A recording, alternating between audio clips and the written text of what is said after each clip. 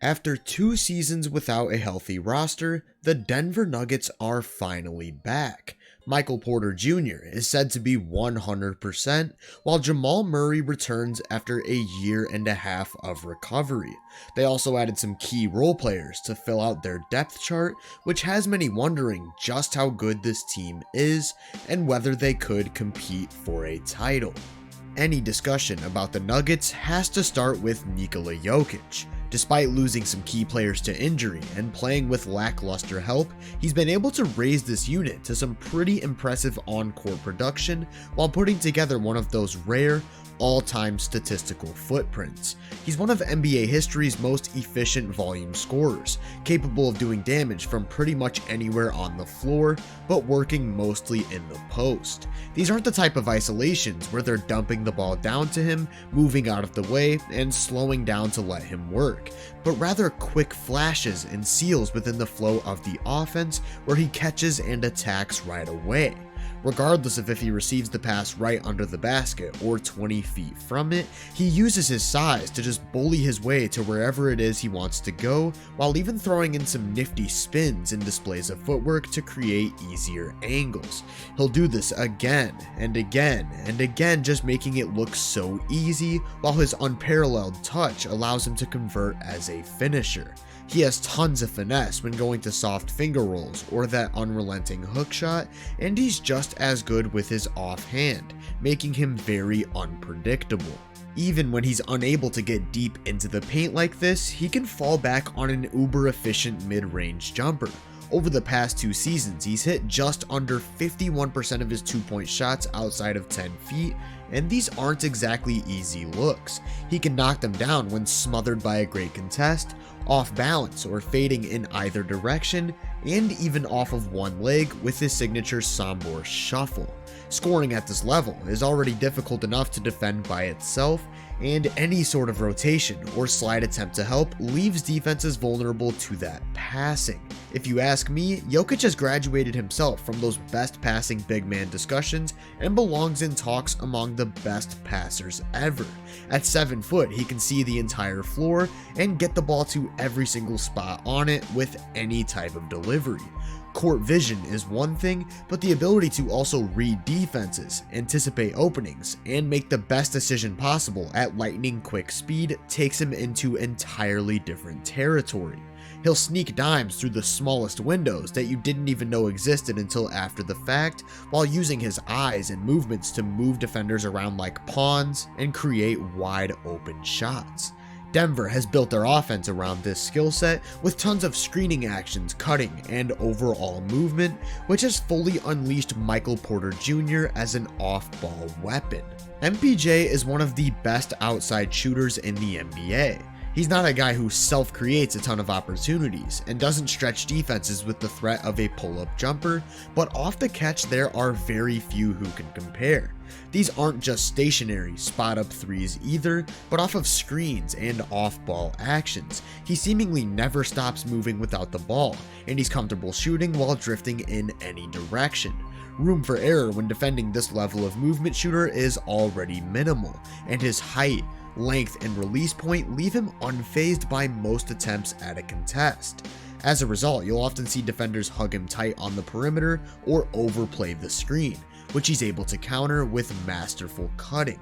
He's really agile for his size and has great instincts for when to dive and where to position himself, constantly making himself an available target for shots around the rim, which he's able to take advantage of through his athletic finishing. However, he is still very limited when he does have the ball. He's not a guy who really creates many of his own looks and isn't a good passer. And while these flaws hold him back from playing a bigger offensive role, because of the way Denver is constructed, all they really need from him is to occasionally attack off the catch and continue the flow around Jokic. That's because while Joker does generate a ton of offense with the ball in his hands, he's not pounding it into the floor like your typical heliocentric playmaker. He controls the middle of the floor with quick dribble handoffs, screening actions, and lateral movement that allow everything to revolve around him while still helping ball handlers flourish. As the big in a pick and roll, he poses a constant threat. When going downhill, he has the league's most effective float game, and you know what happens if defenders rotate to cut him off. He can also drift to the mid-range or pop all the way to the three-point line, where he's no stranger to burning closeouts himself. It's this off-ball game that gives Jamal Murray so much freedom within the offense. It's now been 18 months since the last time we've seen Murray play in an actual game, which has many speculating what he'll look like in this upcoming season. We've seen some promising signs of ACL recoveries in recent years, and with that much time off, I feel like it's definitely possible for him to get back to the level he was at. He loves to attack off of movement, whether that's coming from a handoff or when running around a screen, using his incredible handle, patience, and craftiness to create at all three levels. Different from MPJ, he is a guy who poses a pretty big threat as a pull-up shooter, with one nasty step back that helps him create separation. Unlike the best offensive guards who possess this skill though, he doesn't leverage it by putting tons of pressure on the rim, which I think is something that could really elevate him to that next level, as he is a really talented finisher. Where he's most lethal though, in my opinion, is with everything in between. I earlier mentioned his patience, constantly keeping that dribble live as he hunts for chances to score, which he can do in various ways. He's a great mid-range shot maker who routinely makes very difficult looks, whether that means he's completely off balance, spinning away from the hoop, or heavily contested. He also has a strong floater that he'll go to when in a bit deeper, rounding out a scoring attack that makes him an awesome number 2 option. He pairs this versatile creation with some pretty good passing that allows him to set up teammates a decent amount. He's not the type of guy to make extremely high level reads like an elite offensive engine, but he's sharp enough to rarely ever turn the ball over and is pretty creative in how he gets the ball to various spots on the floor. With that being said, he also has a pretty nice skill set away from the ball that makes for a seamless plug into their offense. He's an active, smart mover who can shoot in these situations and make some pretty sharp cuts. This is the icing on the cake that makes his two-man game with Jokic virtually unstoppable.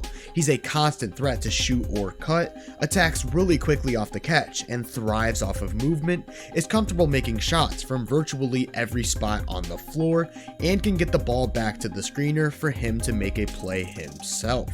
The overall result is this three-headed offensive juggernaut who all play off of each other extremely well, with little to no diminishing returns. Perhaps no play encompasses that more than this possession from their first preseason game.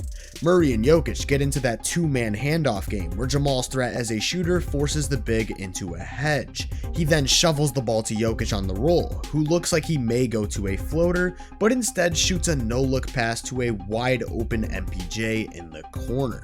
In the 2021 season, these three played just under 800 minutes together, and in that time they posted an unheard of 127.1 offensive rating.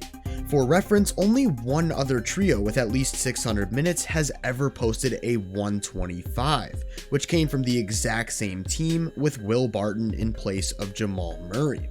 So what you have is a trio capable of generating offense at a level we've never seen, and the Nuggets did a pretty good job at surrounding them with some quality role players. You have Aaron Gordon, who isn't much of a shooter or floor spacer, but plays really well as an athletic finisher. Because Jokic is pulling out opposing rim protectors to the perimeter, that leaves the lane open for Gordon to dive or position himself for dump-offs and high-quality shots in the paint. He's also sneaky good in the post. Teams aren't always willing to switch smaller guys onto him because he takes advantage of his size and physical traits with really deep seals and quick finishes.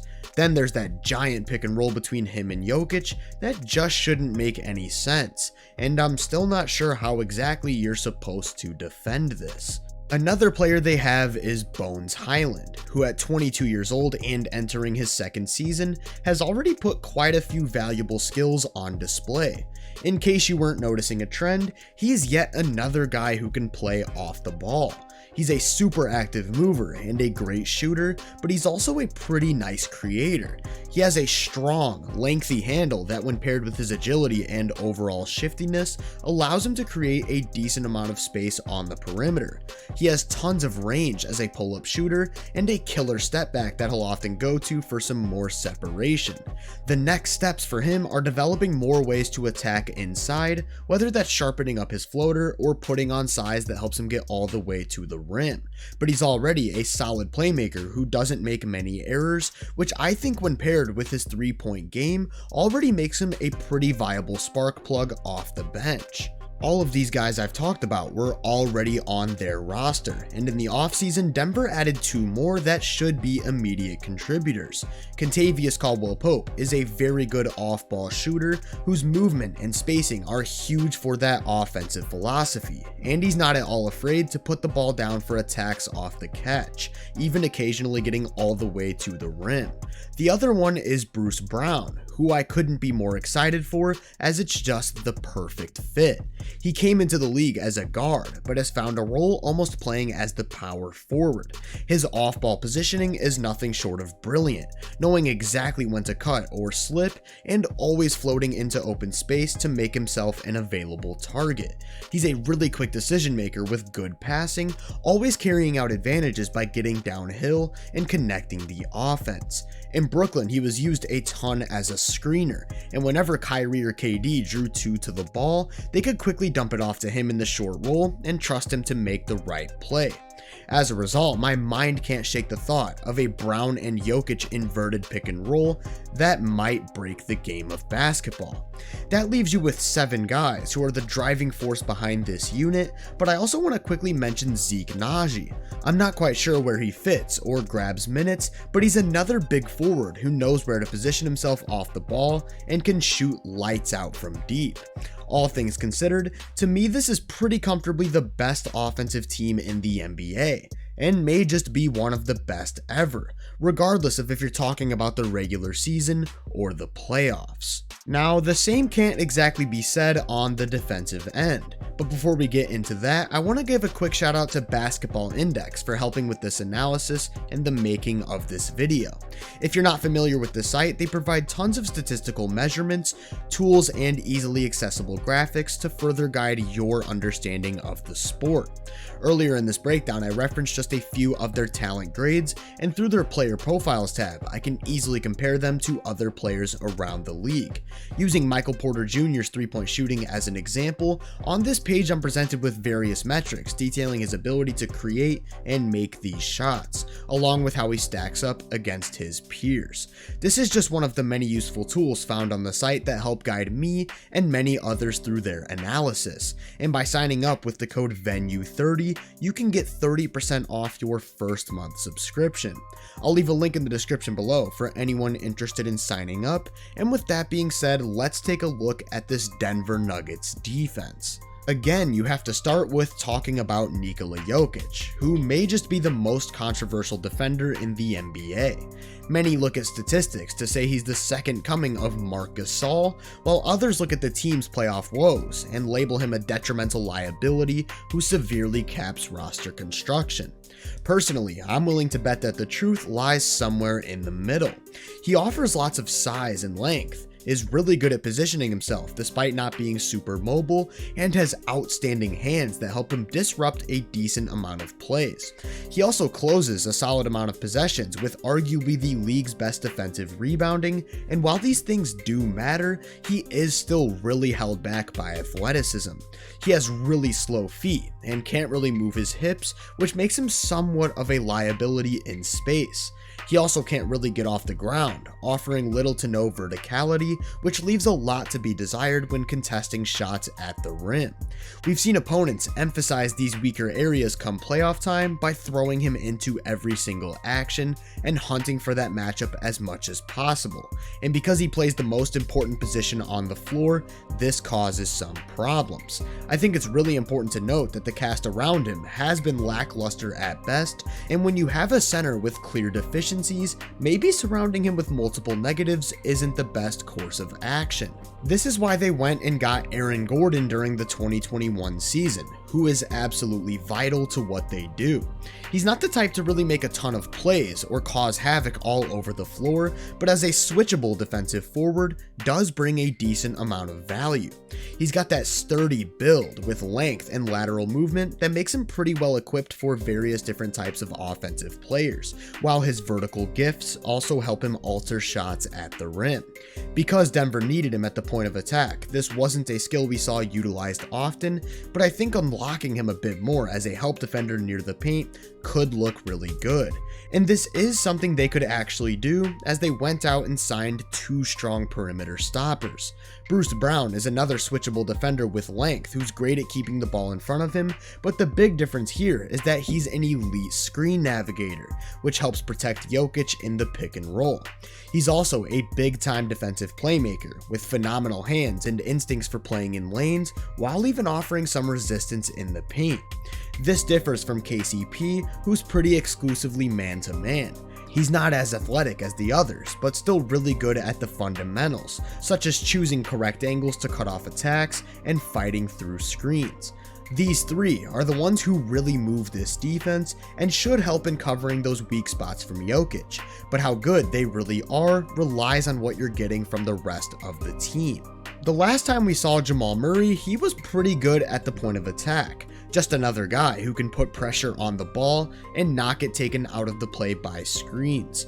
MPJ is the one who they really need to develop into that secondary or even tertiary rim protector if it's going to work. His awareness and activity just haven't been there at all, but if you can even get the smallest version of what Golden State had with Kevin Durant, where he's already in a prime position to just rely on his size, length, and athleticism to alter shots, I view that as an absolute win.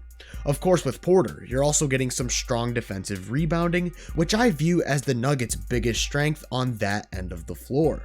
Bones is a weird one to think about, because as expected from a small rookie guard, he didn't look too hot, but there are some signs that make me a bit more optimistic. His energy and overall willingness to defend bode well, while he already moves pretty quickly on his feet laterally.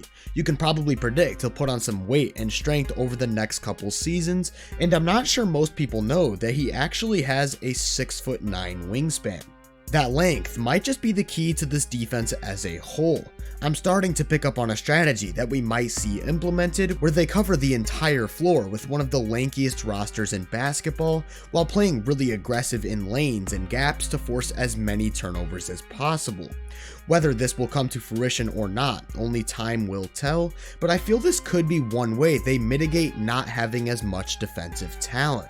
I'm not quite sure where I land on them as an overall defense just yet, especially in the playoffs, but I feel their offensive ceiling is just so outlandishly high that they earn the status of a top tier contender off that alone. They're my pick to win the most games in this regular season, and although I think Joker will be the rightful MVP, voters' fatigue always reigns supreme. Throughout this breakdown, I went over 8 different guys, and at 27 years of age, Jokic is actually the second oldest. 2 of them were born in the 21st century, while the number 2 and 3 guys are 24 and 25. So it's not like they have a small window of contention either. Winning a championship in the NBA is really hard and involves tons of luck, but if they can put it together defensively, I believe their offensive juice would be enough to give them a case as the best team in the NBA. If you enjoyed this breakdown, make sure to drop a like, subscribe, and turn my post notifications on to be first on more content. If you're interested in my more in-depth research, make sure to check out my website, podcast, and social media profiles. You can find those links in the description.